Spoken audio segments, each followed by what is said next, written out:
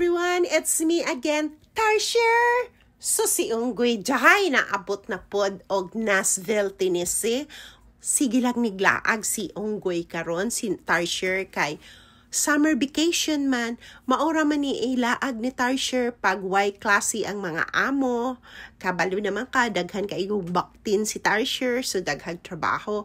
So pagbalik nag-eskwela, back to reality na po si Tarsher, hatod sundo kay ang mga amo ni Tarsher, wala man ni mag-school bus, si Tarsher man mismo mo hatod sundo sa eskwelahan. Mo na ugway klase, kinahanglan mag-enjoy dyan si Tarsher. Diba? Ganun ang life day ni Tarsher. So, pag school days, maid driver si Tarsher. So karon ubanta mag-explore ta og Nashville. Nindot kaayo ang Nashville.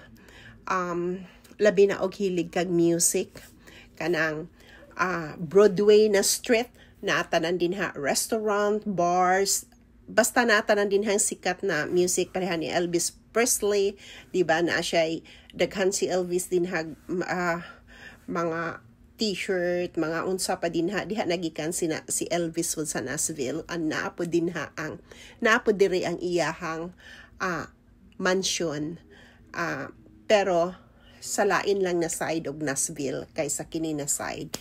So laag-laag mi kay og mapuhon moadto mi og museum para sa kanang mga music museum diri na adin na sila nindot na museum para sa mga artist jud, tanan na country artist na adin ha. So ako na ipakita ugma. So karon di pa kayo daghan og tawo kay buntag sayo pa, pero unya nin taod-taod by mga 11 ingon ni Daddy mag-start ni og panggawa sa mga tao mga alas 10 or alas 11 kay sayo pa man ni sa buntag migalaag kani koan pa ni nga oras diri 7:30 sa buntag mo nang mingaw pa kaayo kay unyang taod-taod init, medyo init ang Nashville. So mo na nang laag mi og sayo unya enjoy kaayo ang among travel kay as I said, dagko na ang mga bata, di na nako kinahanglan si blue stroller.